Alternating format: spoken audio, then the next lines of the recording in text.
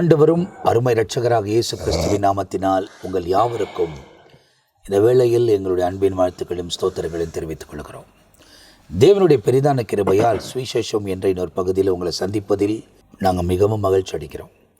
கடந்த நாட்களெல்லாம் தேவன் காத்து இந்த நாளை தந்து இந்த நாளின் மாலை நேரத்தில் நாம் வசனங்களை தியானிப்பதற்கு ஆண்டவர் நமக்கு உதவி செய்திருக்கிறார். இரவும் பகலும் இந்த வசனங்களில் தியானமாக இருக்கிற மனுஷன் பாக்கியவான் என்று நமக்கு ரொம்ப தெளிவாய் எழுதப்பட்டிருக்கிறது. அதே நேரத்தில் கிறிஸ்துவின் உபதேசத்தை கை கொள்ளக்கூடியவன் தான் கிறிஸ்துவோடு கூட யுகயுகமாய் நித்திய காலமாய் வாழ முடியும் என்பதையும் வேதத்தை வாசித்து நம்மால் தெரிந்து கொள்ள முடிகிறது.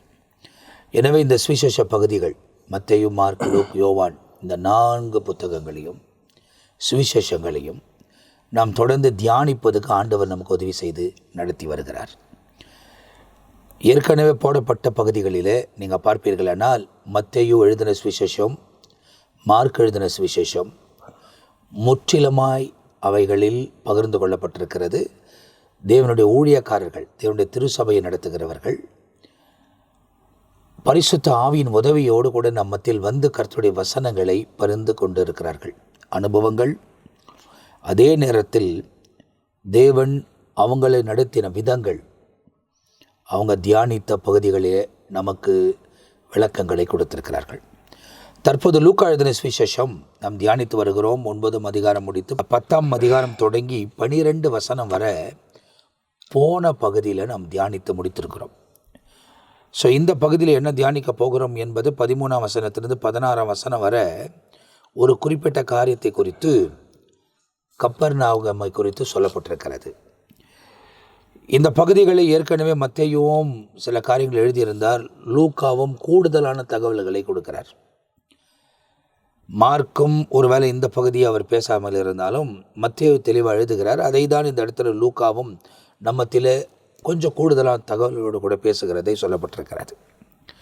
ஏன்னா அவர் 70 பேரை வெளியே அனுப்புகிறார்.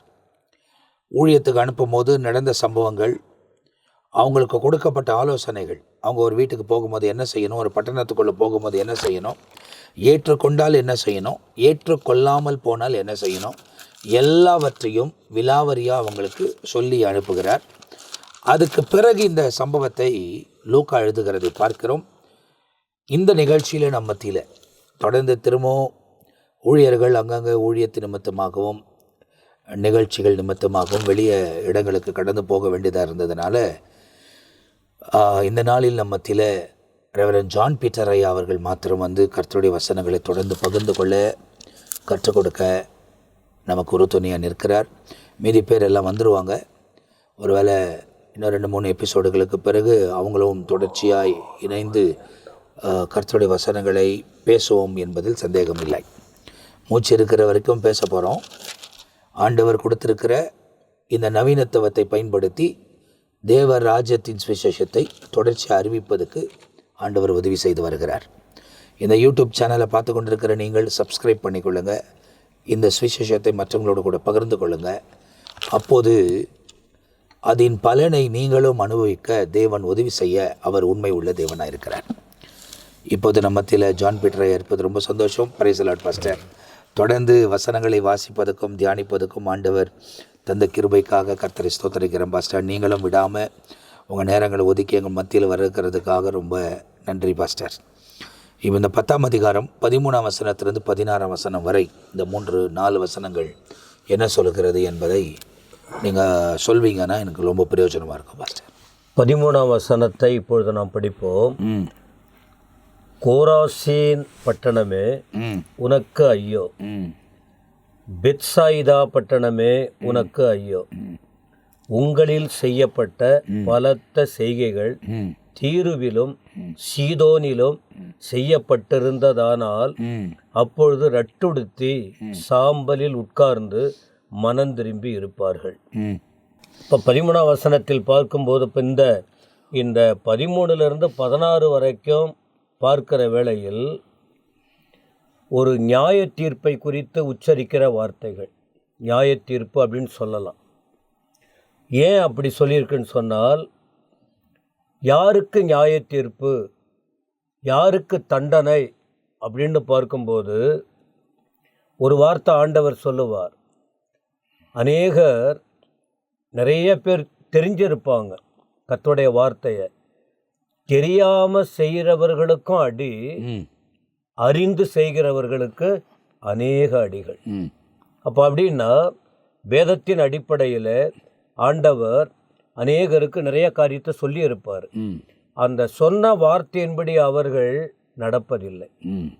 அப்போ அவங்க ஆண்டுடைய நோக்கம் அவர் பட்சபாதம் உள்ளவர் அல்ல, அனைவரையும் நேசிக்கிறார், அனைவருக்குமானவர். அப்போ அவர் அவருடைய நோக்கமே ஒருவரும் நியாயத்தீர்ப்பு என்பது தண்டனை. அவன் இந்த உலகத்தில் பிறந்து வளர்ந்து முடிகிற நிலையில் கடைசியில் நல்லது செய்தால் அவனுக்கு ஆசீர்வாதம் அல்லது பரலோகம் நாம் சொல்கிறோம். தீமை செய்தால் கண்டிப்பாக அதனுடைய பலனை அனுபவிக்க வேண்டும் என்பது கர்த்தருடைய வார்த்தை. ஆனால் இதற்கிடையில் எல்லாருக்கும் நியாயத்தீர்ப்பு இருக்குது. பரலோகத்துக்கு போகணும் அல்லது தண்டனை பெறாமல் இருக்கணும்னா அவங்களுக்கு சத்தியத்தை அறிவிக்கணும். இன்றைக்கி அதை தான் அறிவிச்சுக்கிட்டு இருக்கிறோம். அப்படி சொல்லும்போது ஆண்டவர் இந்த சீஷர்களை அழைத்து நீங்கள் புறப்பட்டு போங்க, ஊழியத்தை நிறைவேற்றுங்க அப்படின்னு சொல்லி படிப்படியாய் சொல்லி, ஒரு பட்டணத்துக்கு போகும்போது நீ செய்ய வேண்டிய காரியம், நீ ஒரு வீட்டுக்குள்ளே போகும்போது செய்ய வேண்டிய காரியம், அவர்களுடைய அங்கீகரித்தல், அவங்க எந்த அளவுக்கு உங்களை ஏற்றுக்கொள்கிறாங்க அதை பொறுத்து தான் அந்த வீட்டுக்கும் அந்த பட்டணத்துக்கும் ஆசீர்வாதம். அல்லது அவர்களுக்கு ஏற்றுக்கொண்டால் அவளுக்கு பரலோகம் அல்லது தண்டனை இல்லை, அதை புறக்கணித்தால் அவர்களுக்கு தண்டனை என்கிற அந்த உணர்வில் மேலிருந்து அதை தான் சொல்லி வரும்போது இப்போ 4 பட்டணங்களை இந்த இடத்துல ஆண்டவர் குறிப்பிடுகிறார். இந்த 13வது வசனத்தில் இதற்கு கீழேயும் சில பட்டணங்களை குறித்து சொல்லப்பட்டிருக்கு. அப்போ கோராசின் பட்டணம், கோராசின் அப்படின்னா இந்த கோராசின், பெத்சாயிதா. அப்போ இந்த இடமெல்லாம் அதிகமாக ஊழியம் நிறைவேறி இருக்கிறது. இயேசு கிறிஸ்து வந்தப்போ நிறைய ஊழியம் செய்த இடங்கள். பெத்சாயிதா அப்படின்னா பெத்சாயிதாவில் இருந்து தான் பேதுரு போன்றவர்களெல்லாம் அழைச்சது.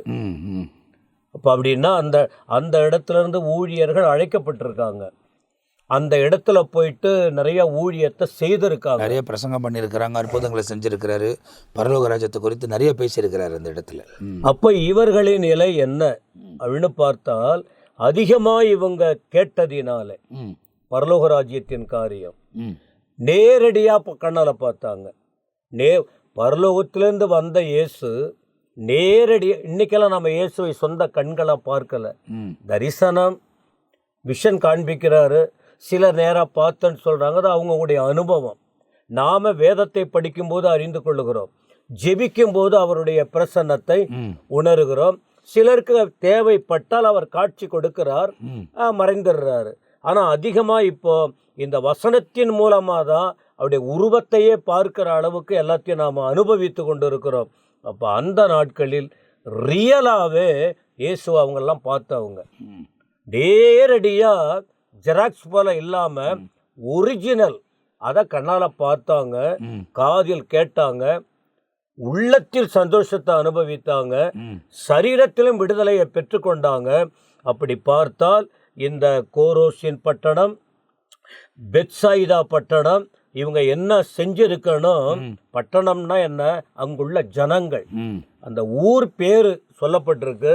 ஆனால் அந்த ஊரில் உள்ளதான திரள் ஜனங்கள் அவங்க என்ன செய்திருக்கணும்? உள்ளத்தை திறந்து கடவுளுக்கு ஒப்பு கொடுத்திருக்கணும், நன்றி உள்ளவர்களாக இருந்திருக்கணும். நன்மை பெற்றவர்கள் என்ன செய்ய வேண்டும்? நன்றி உள்ளவர்களாக இருக்கணும். கண்டிப்பா. நன்மை பெறாதவங்களுக்கு நன்மையின் அர்த்தம் தெரியாது. இப்போ நன்மை பெற்றவங்க இவங்க அந்த நன்மையின் புரிதல் உணர்வு அறிந்து அனுபவித்தவங்க இப்பொழுது அதை மறந்து அதை புறக்கணித்தாங்க. எந்த நன்மை பெற்றாங்க? எல்லா விதத்திலும். யாரால் பெற்றாங்க? கர்த்தராகிய இயேசு கிறிஸ்துவினால் பெற்றாங்க.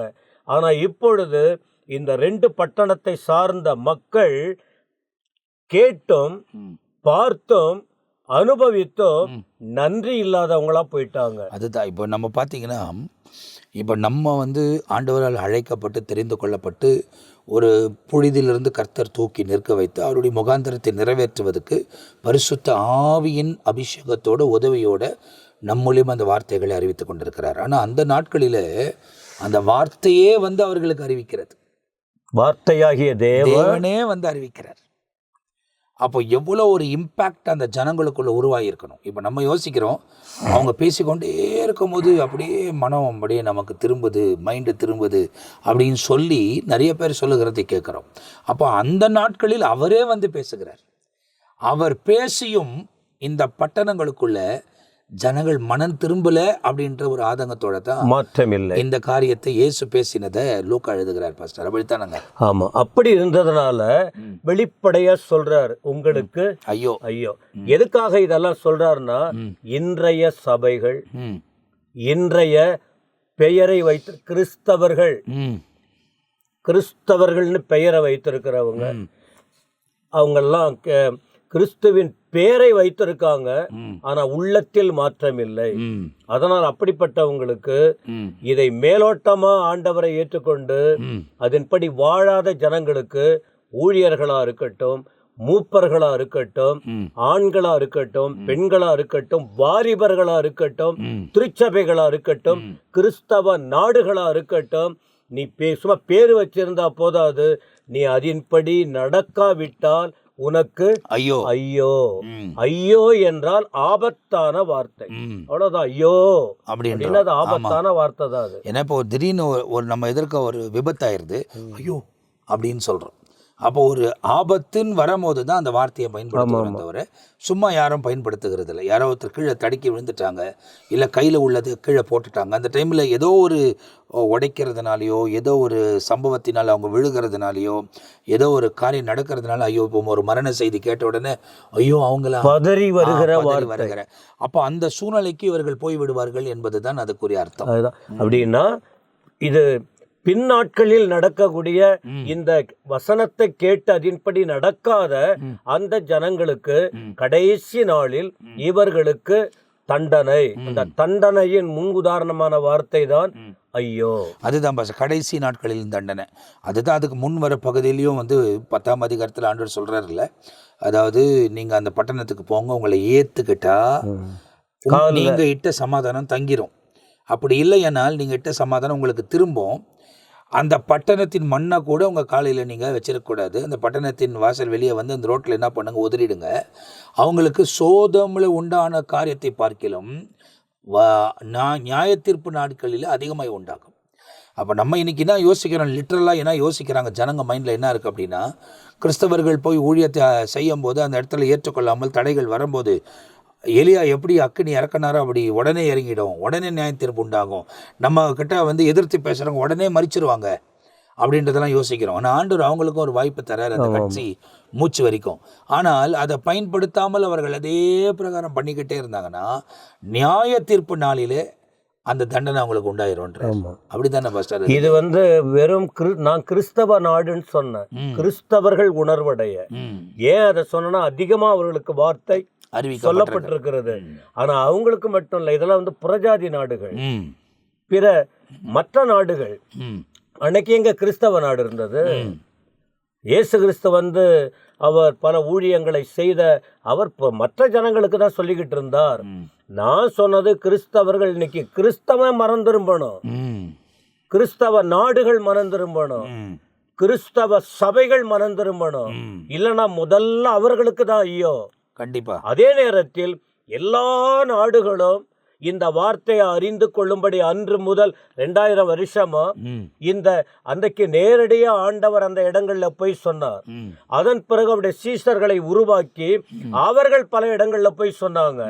அவர்களுக்கு பிறகு இந்த நாட்களில் ஒவ்வொரு கிராமம், பட்டணம், ஒவ்வொரு இடத்திலும் இதுவரை இல்லாத அளவில் அதிகமா ஊழியர்கள் எழும்பி இந்த திரு வார்த்தையை அறிவித்து கொண்டிருக்கிறார்கள். அப்படி இருந்தும் மனம் திரும்பாத பிடிவாதமா இருக்கிற மக்கள் இருக்காங்க. அவர்கள் இதை உணராமல் போனால் அவர்களுக்கு கடைசி நாட்களில் அது எப்படிப்பட்ட மனுஷர்களாய் இருந்தாலும் அவர்களுக்கு நியாய தீர்ப்பு காத்திருக்கிறது என்பதை உணரும்படி எச்சரிக்கையாக முன்கூட்டியே வேதாகமத்தில் எழுதப்பட்ட வார்த்தை தான் படிக்கிறோம், பிரசங்கிக்கிறோம். அதன் பிறகு கீழே இதை சொல்லிட்டு சொல்றாரு, ஒரு உதாரணம், உங்களுக்கு போய் இவ்வளவு நேரத்தை நாங்க செலவழித்திருக்கிறோம். கொஞ்ச நெஞ்சம் அல்ல, ஏறக்குறைய 3.5 வருஷம் 3.5 வருஷம் சுத்தி சுத்தி சுத்தி சுத்தி உலகம் முழுவதும் போகலையே. எருசலேம், அதாவது இஸ்ரவேலை சுத்தி தான், அந்த சின்ன தேசத்தை சுத்தி தான் வந்தாங்க. அதை சுத்தி அப்ப எத்தனை முறை திரும்பி திரும்பி திரும்பி சொல்லியிருக்காங்க, இவ்வளவு நாங்க எங்க நேரத்தை நாங்க செலவழித்து இருக்கிறோம். ஆனா உங்களுக்கு நாங்க அப்படி செலவழித்த அந்த காரியத்துல அந்த அற்புத அதிசயெல்லாம் செஞ்சது இத தீருவிலும் சீதோனிலும் செய்யப்பட்டிருந்ததானால், அப்போ வித்தியாசப்படுத்தி காட்டுகிறார். உங்களுக்கு அளவுக்கு மீறி உங்கள் பலத்துக்கு மேல அறிவிக்கப்பட்டிருக்கிறது, நன்மைகள் கொடுக்கப்பட்ட. அந்த தீரு சீதோனெல்லாம் ஆண்டவர் அறியாமலே தேசம், அவங்க மத்தியில் அதிகமாக போய் அவர் ஊழியங்களும் நிறைவேற்றலை. ஆனால் அந்த ஜனங்களுக்கு அறிவிக்கப்பட்டிருக்கோமானால் இந்நேரத்துக்கு அவங்க ரெட்டு உடுத்தி சாம்பலில் உட்காந்து மனம் திரும்பி இருப்பாங்க. நினிவே பட்டணம் போல அன்னைக்கு மனம் திரும்பி, ஆமாம் சொன்னும் போது மனம் திரும்பி இருப்பாங்க. சோதம் குமோரா மனம் திரும்பல. பல விதத்தில் அவளுக்கு உணர்வை காண்பித்தது, அவங்க மனம் திரும்பல, அதையும் உச்சரிக்கப்பட்டிருக்கிறது. ஆனால் யோனா பிரசங்கம் பண்ண அந்த இடத்துல நினிவே, அந்த நினிவே தீரு இதெல்லாம் ஒரு தொடர்பு இருக்கு. ஆனா யோனா நினைவு பட்டணம் மனம் திரும்பிடுவாங்கன்னு எதிர்பார்க்கல, இல்ல அவங்களை அழிச்சிருவாங்கன்ற நோக்கத்தோட தான் 40 நாள்ல. அதுக்கு தான் ஆண்டவர் மேல கோச்சிக்கிறாரு கூட அவரு. நீங்க தெரியும் எனக்கு, நீங்க அப்படி மனம் தெரியும், ஆனா ஆண்டவர் சொல்றாரு மனம் திரும்பிடுவாங்க அப்படின்னு சொல்றாரு. என்ன விஷயம்னா, நாம நினைப்போம் இவங்க இது உருப்படாதுன்னு நாம நினைப்போம், மாறிடுவாங்க. இவங்க கரெக்டா இருப்பாங்க, அவங்க மேல எனக்கு நல்ல கான்பிடென்ட், முழு நம்பிக்கை இருக்குன்னு சொல்லுவாங்க, அவங்கள மாறிடுவாங்க. இல்ல அந்த நம்பிக்கை இருக்குன்னு சொல்றோம் பாருங்க. ஆமா, அவங்க நம்பிக்கை இல்லாத போய், அதுதான் சொல்றேன், அவங்க அதுல இருந்து வேற விதத்துல மாறிடுவாங்க, இவங்க இதுல இருந்து மாறிடுவாங்க. அதுதான் அததான் இப்ப இங்க பிரிச்சு காட்டுறாரு. தீருவிலும் சீதோனிலும் செய்யப்பட்டிருந்தாதானால் நாங்க எனர்ஜி இவ்வளவு, நாங்க அந்த எனர்ஜி சொல்றோம், செய்யப்பட்டதுன்னு சொல்றோம், நன்மைகள்னு சொல்றோம், அற்புதம் சொல்றோம், வார்த்தைகள்னு சொல்றோம். இதனுடைய உள் வார்த்தை என்ன? பரலோக செய்தி, பரலோகத்தின் காரியம். ஏன்னா ஏன் இந்த வார்த்தையை அழுத்தமா சொல்லி வர்றாருன்னா, ஒரு மனிதனும் கெட்டு போவது தேவனுடைய சித்தம் இல்ல. ஒரே ஒரு மனுஷன்.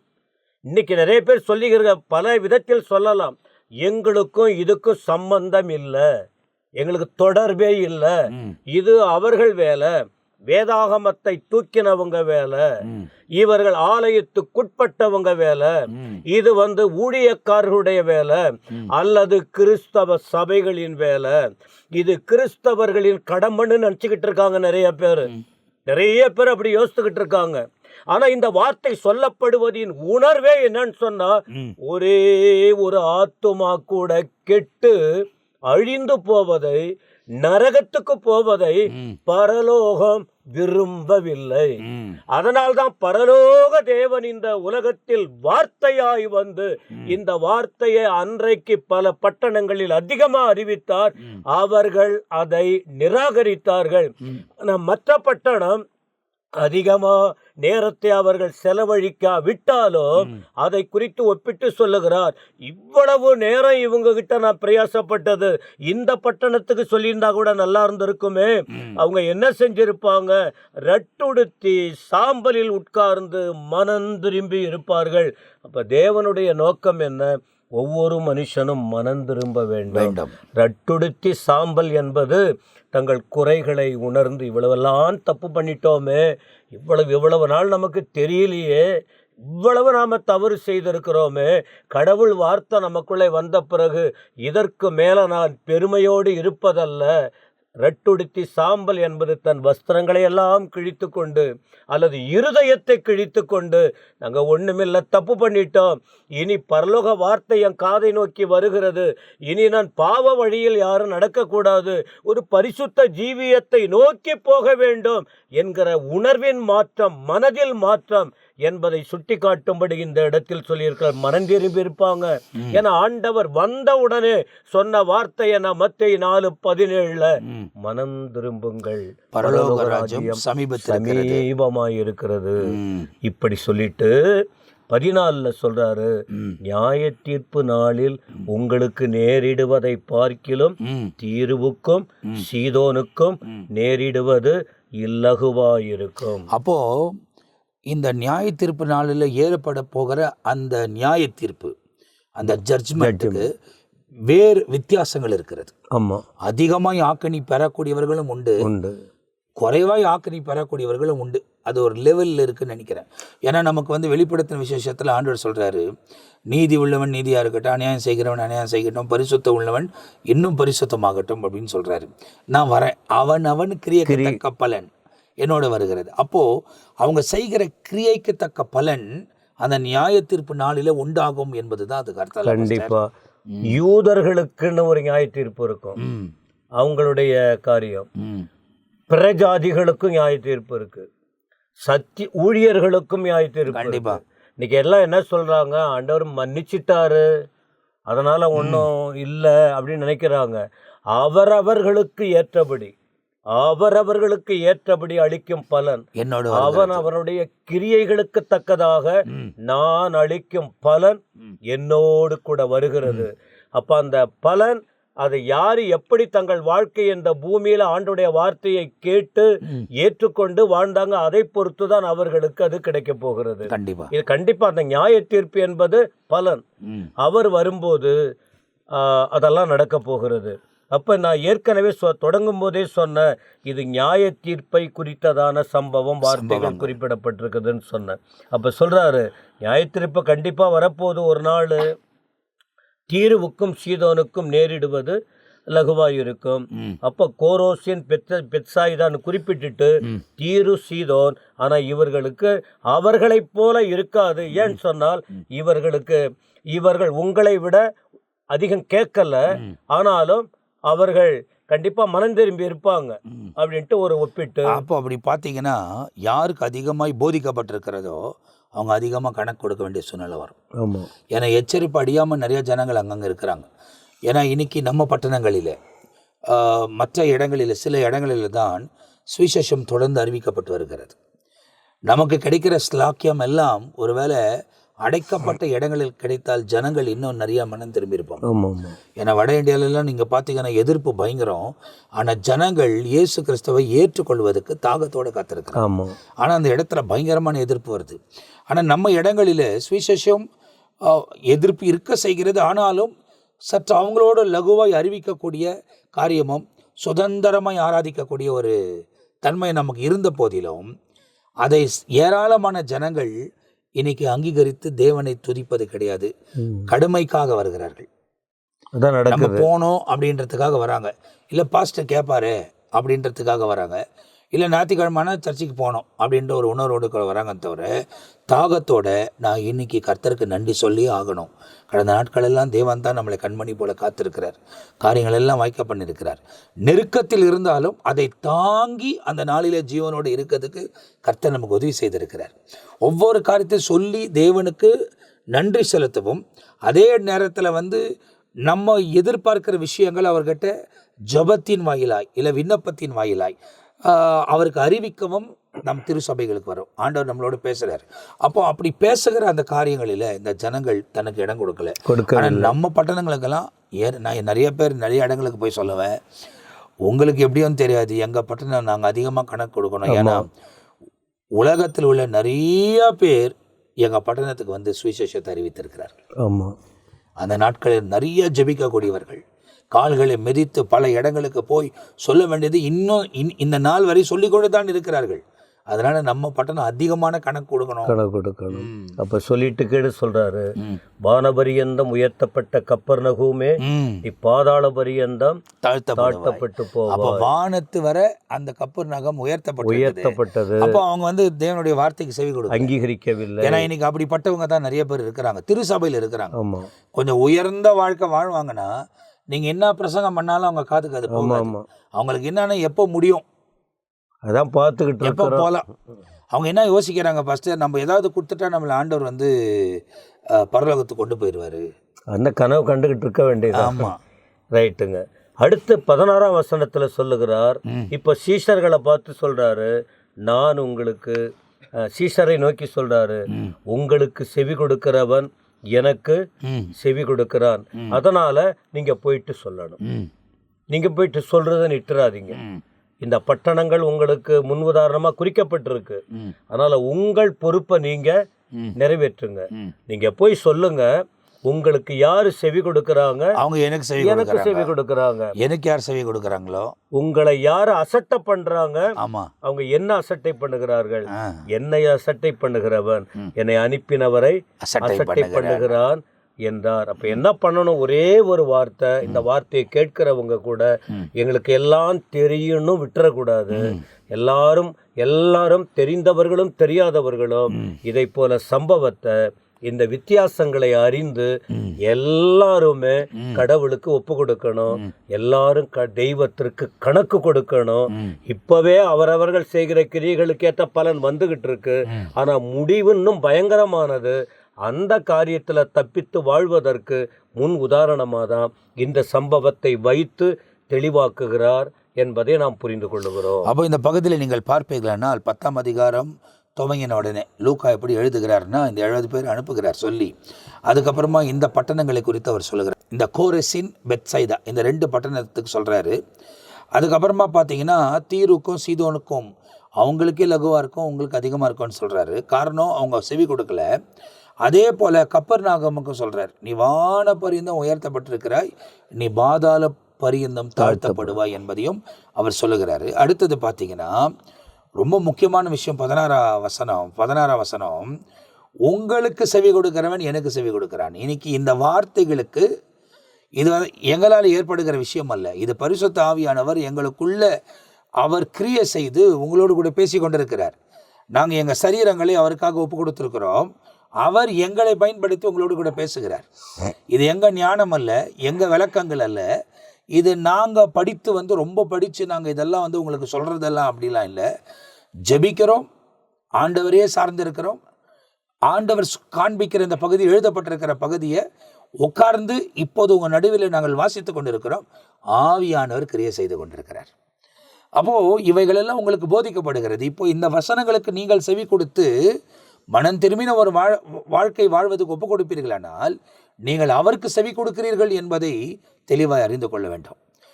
அப்படி இந்த வார்த்தைகளை பிறகு இவங்க என்ன பேசினுங்கிறாங்க, நம்ம என்ன கேட்கறது அப்படின்னு சொல்லிட்டு புறக்கணிப்பீர்களானால் நீங்கள் எங்களை புறக்கணிக்கலை, எங்களுக்கு அந்த துக்கம் உண்டாகவே கிடையாது. ஏன்னா ஏற்கனவே நீங்கள் இந்த சம்பவத்தை நீங்கள் பார்த்தீங்கன்னா சாமுவேலுக்கு நடக்குது.